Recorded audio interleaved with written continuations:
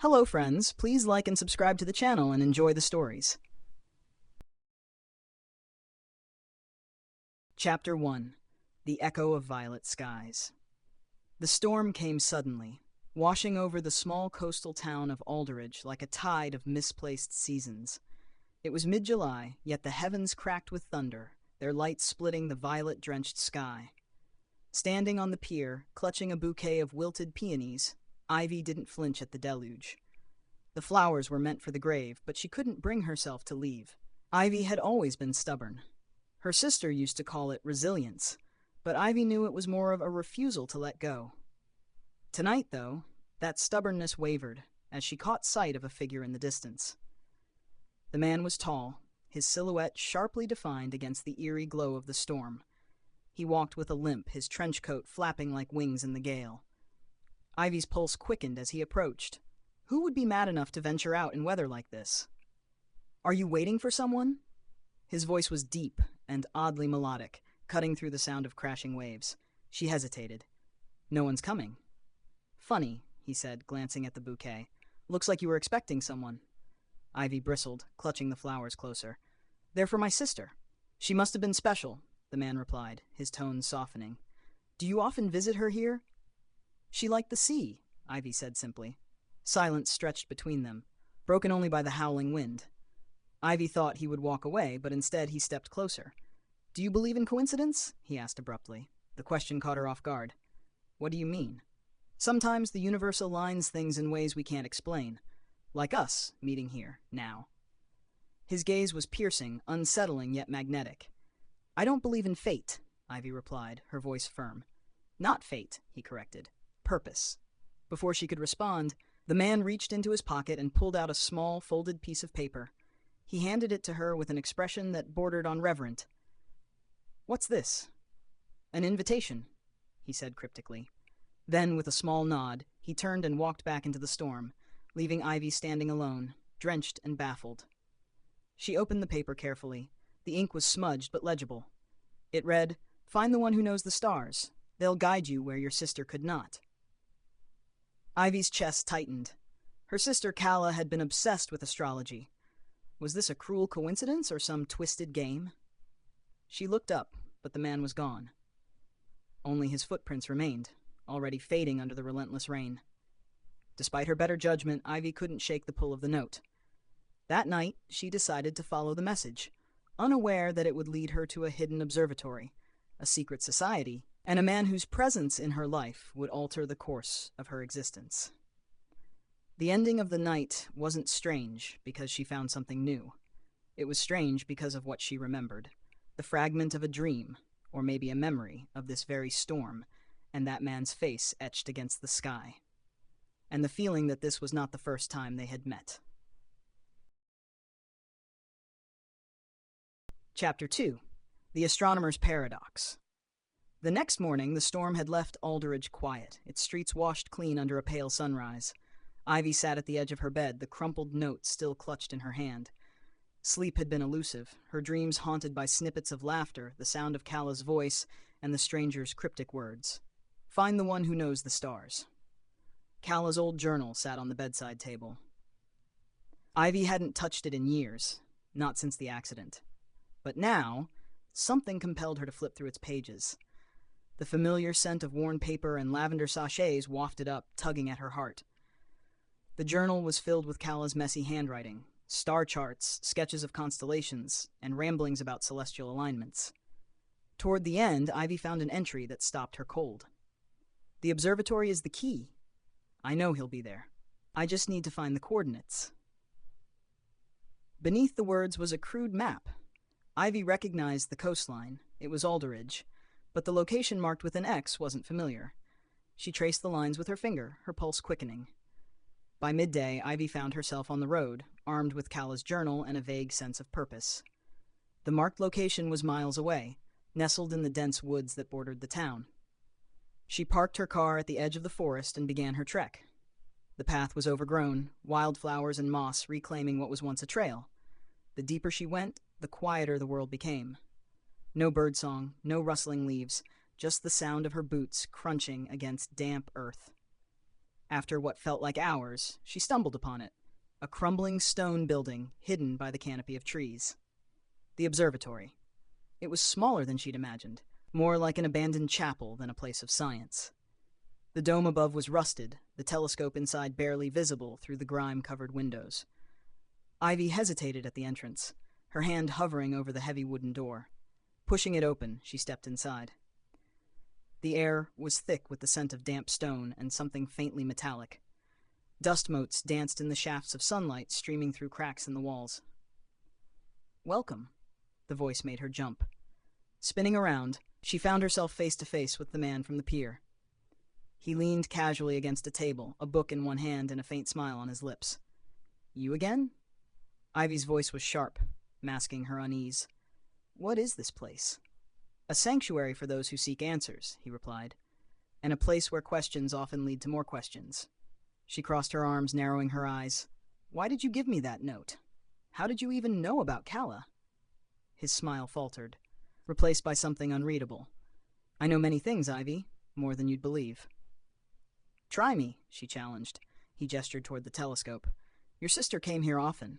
She was searching for something, a way to align the stars in her favor. She believed the universe owed her a debt." "That's ridiculous," Ivy snapped. "Kala she wasn't some mystic." "No," he agreed, "but she was desperate, and desperation makes us do strange things." He stepped closer, his gaze unwavering. "You're here because you feel that same pull, aren't you? The need to understand, to connect the dots she left behind." Ivy wanted to deny it, but the words stuck in her throat. Instead, she looked away, her eyes landing on the open book in his hand. It wasn't a book at all. It was Kala's journal. "Give that back," she demanded, lunging for it. He stepped aside effortlessly, holding it out of reach. "Patience, Ivy. There's something you need to see first." Before she could protest, he opened the journal to a specific page and handed it to her. The words leapt out immediately. "If the stars align, he will return. I must be ready." "Who is he?" Ivy asked, her voice barely above a whisper. The man didn't answer. Instead, he pointed to the telescope. "Look through it." Reluctantly, she approached the instrument. Peering through the lens, she expected to see nothing but a blur of sky. Instead, she saw a constellation she didn't recognize. A perfect circle of stars with one glowing brighter than the rest.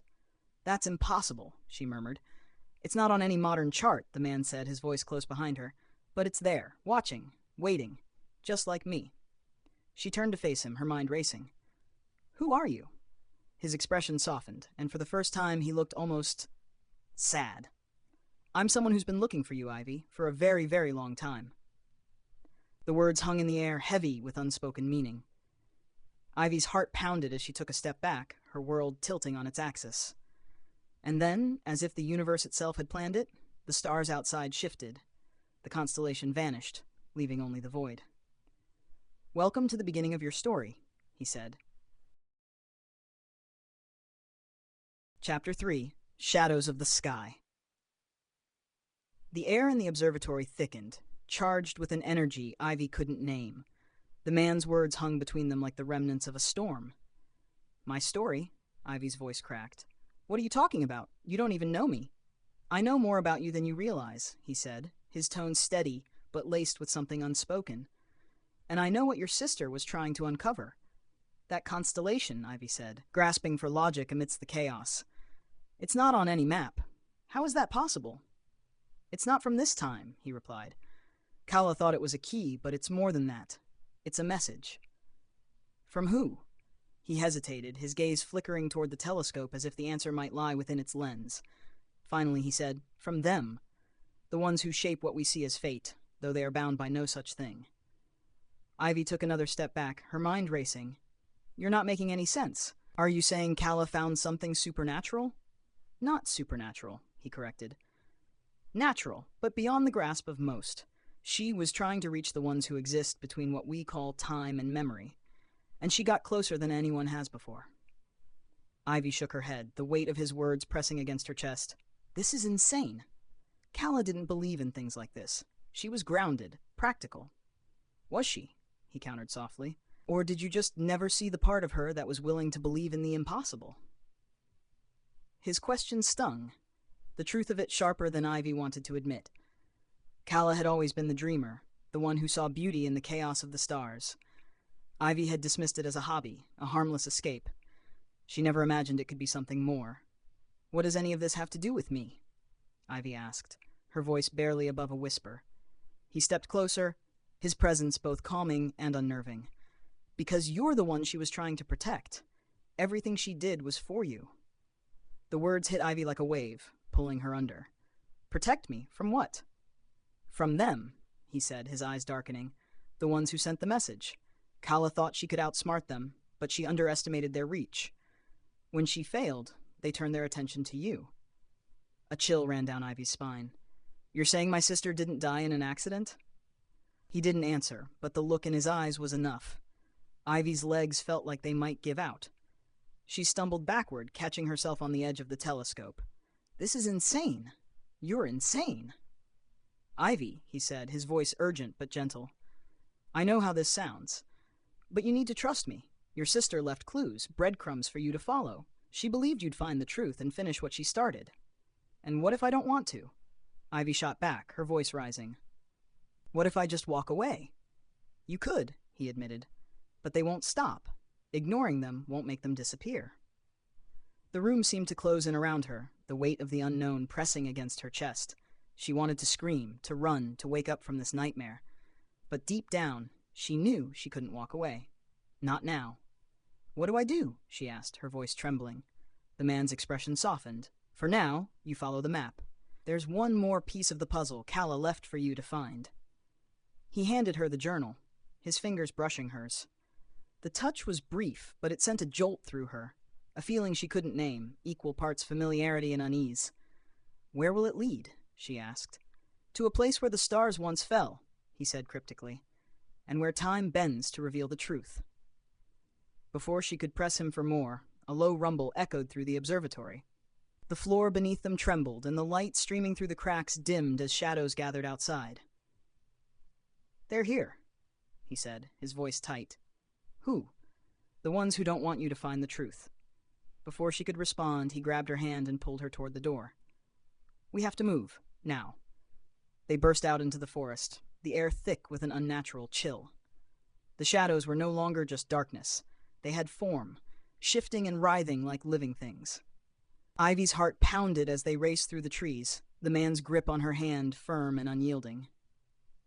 "What are they?" she gasped, barely able to keep up. "Think of them as the universe's enforcers," he said grimly. "They keep the balance and eliminate anything that threatens it." "And we're the threat?" "You are," he said, glancing back at her, "because you're about to break every rule they've ever written." The words sent a chill through her, but there was no time to dwell on them. The shadows were closing in, their movements impossibly fast. Ivy could feel their cold breath on her neck, hear the whisper of their voices, a language she didn't understand but instinctively feared. Just when it seemed they would be overtaken, the man skidded to a stop in front of a large oak tree. He pressed his hand against the trunk, muttering something under his breath. The ground beneath them shifted, and a circle of light erupted around the tree, forcing the shadows to retreat. "This won't hold them for long," he said, pulling her into the glowing circle. "We have to keep moving." "Where are we going?" Ivy demanded, her voice shaking. "To the place where your story truly begins," he said, "and where the stars will finally tell you the truth." Chapter 4. The Edge of Forever. The circle of light pulsed around them, casting a strange golden hue on the forest floor.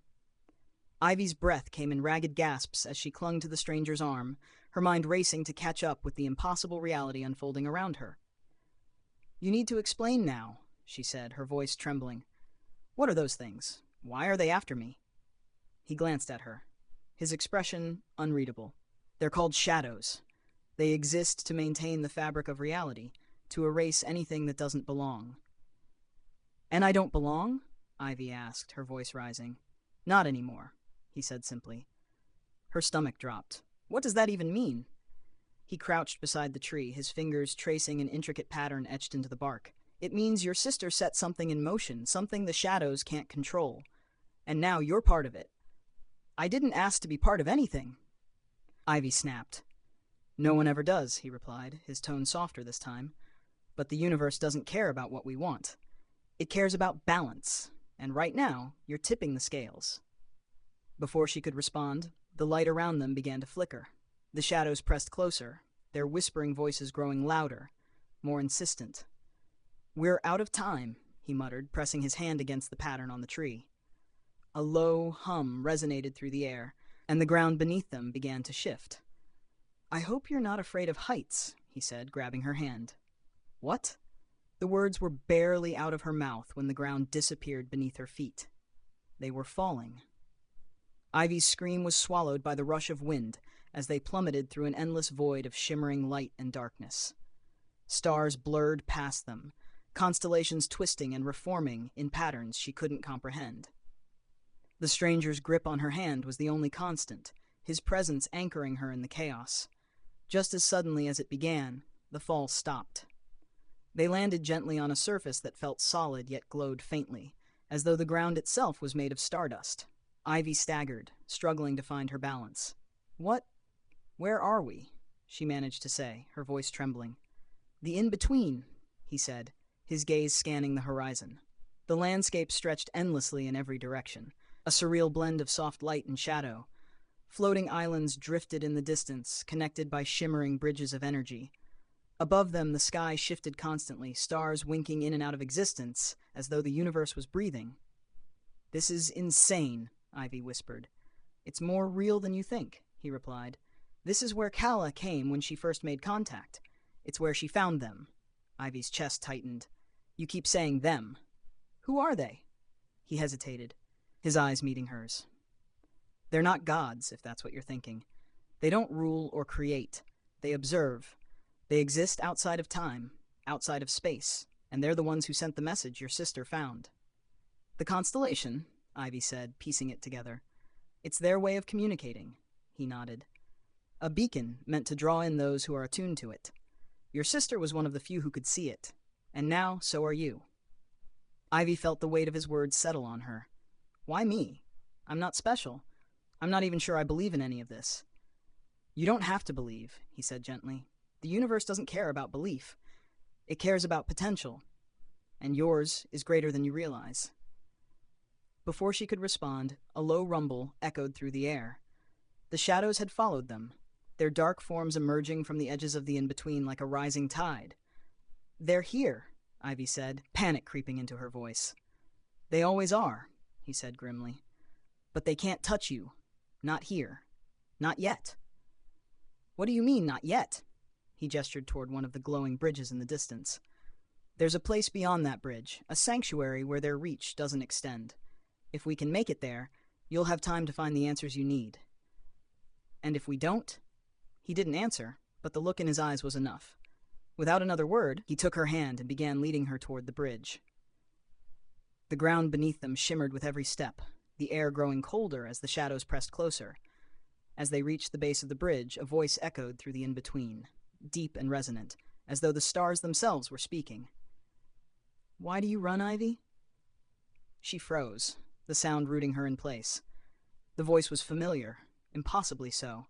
It sounded like Kala. "Keep moving," the man urged, pulling her forward.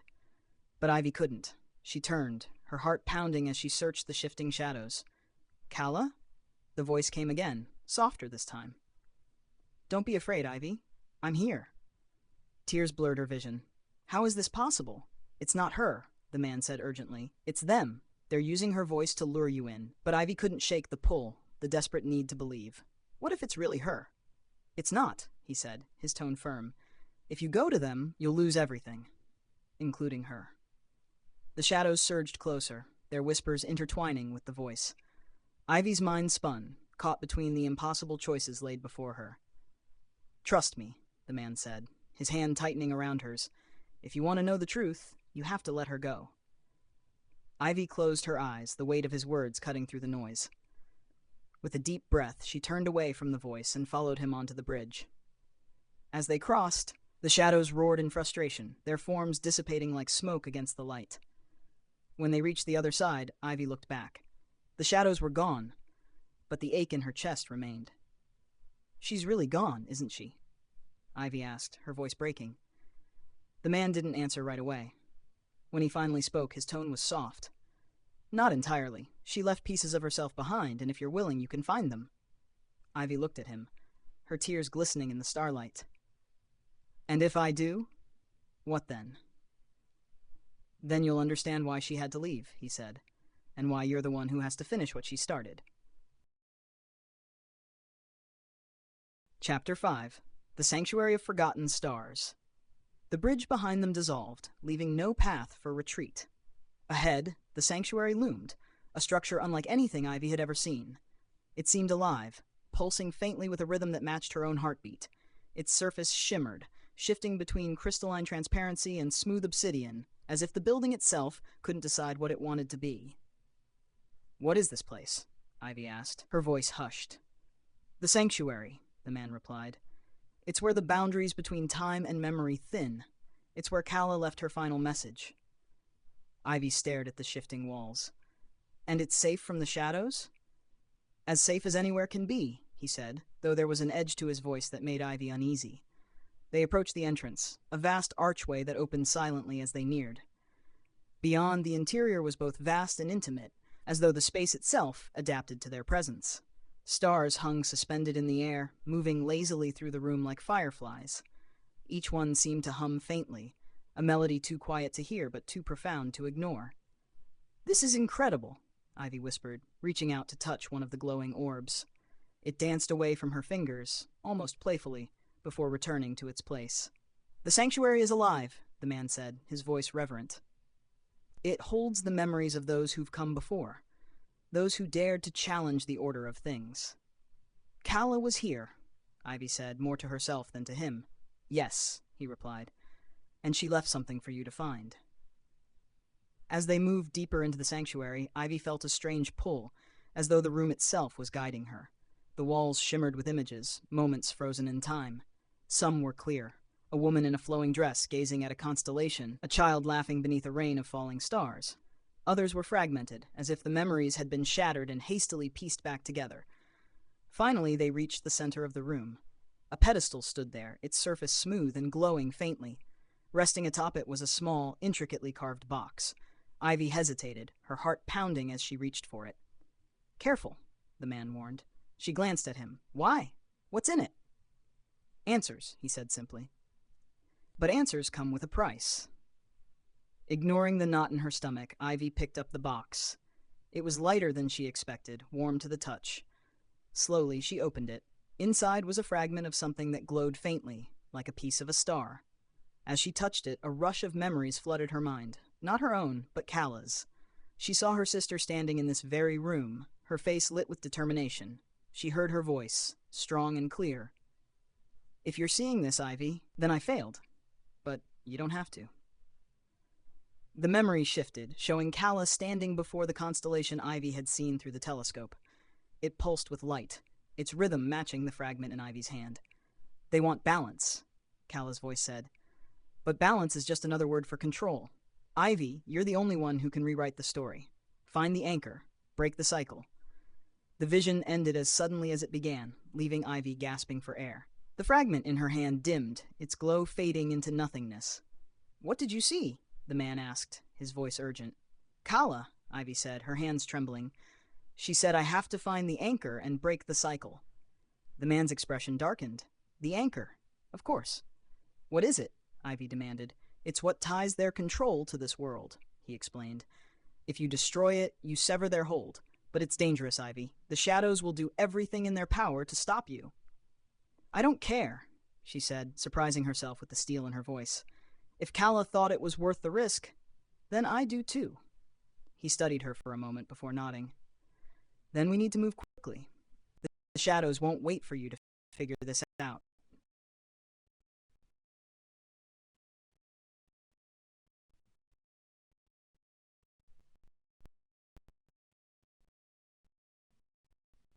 At the sanctuary, the air grew colder.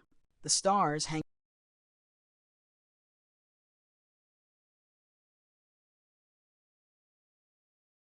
in the room dimmed, their light extinguished one by one. "They're here," the man said grimly, pulling her close. The shadows materialized at the edges of the room, their forms twisting and writhing. This time, they didn't hesitate. They surged forward, their whispers turning into a deafening roar. Ivy clutched the box tightly, her heart racing. What do we do? The man stepped in front of her, his hand glowing with the same faint light as the fragment. I'll hold them off. You need to get to the next gate. I'm not leaving you, Ivy shouted. You have to, he said, his voice firm. The anchor won't wait, and neither will they. Before she could argue, he placed a hand on her shoulder, and the world around her shifted again. Ivy found herself standing at the edge of a vast, starry expanse. In the distance, a single point of light glowed brighter than the rest. She knew instinctively that it was the anchor. Behind her, the faint echoes of the man's struggle reached her ears. Her chest tightened, but she forced herself to move forward. Each step brought her closer to the light, but the path was treacherous. The ground beneath her cracked and shifted, the stars above growing dimmer with each passing moment. Finally, she reached the anchor. It was beautiful, a crystalline orb that pulsed with a rhythm that matched her heartbeat. But as she reached out to touch it, the shadows appeared, their forms swirling around her like a storm. You can't stop us, they hissed, their voices a chorus of despair. Balance must be preserved. Ivy's hand trembled as she held the fragment. Calla believed I could, and I do too. With a deep breath, she plunged the fragment into the orb. Here's the final chapter of your story. Final chapter, Fractured Eternity. As the fragment pierced the crystalline orb, the world around Ivy erupted into chaos. Light and shadow collided in a violent maelstrom, their clash tearing through the fabric of the starry expanse. Ivy shielded her eyes, the roar of the energy deafening, as the anchor cracked and splintered before her. The shadows screamed, a sound that seemed to reverberate through every part of her being. Their forms twisted and writhed, their solidity unraveling like threads pulled from a tapestry. You don't understand what you've done, they hissed, their voices fracturing into static. Maybe I don't, Ivy shouted back, her voice shaking with fear and determination. But Calla did, and I trust her. The orb shattered completely, the light within it bursting outward in a wave that rippled across the expanse. For a moment, everything was still. Then, the ground beneath Ivy's feet gave way, and she was falling once more. This time, the fall wasn't chaotic. It felt like surrender, as though the universe itself was cradling her, guiding her to an unknown destination. She closed her eyes, letting the weight of the moment wash over her. When she opened them, she was standing in the observatory again. The familiar smell of wood and dust greeted her, and the telescope loomed above, silent and still. The man was nowhere to be seen. For a fleeting moment, Ivy thought it had all been a dream, a vivid, impossible dream. But the weight in her hand told her otherwise. She looked down to see the fragment glowing faintly, now smooth and whole, as if it had never been broken. Ivy? The voice was soft, but unmistakable. Ivy spun around, her heart leaping into her throat. Calla stood before her, her form shimmering like the edges of a dream. She looked just as Ivy remembered, her warm brown eyes filled with determination, her hair falling in loose waves around her face. Calla? Ivy whispered, tears welling in her eyes. Her sister smiled, though it was tinged with sadness. You did it. What happens now? Ivy asked, her voice trembling. Calla stepped closer, her form flickering slightly. You broke the anchor. The cycle is over. The shadows can't control us anymore.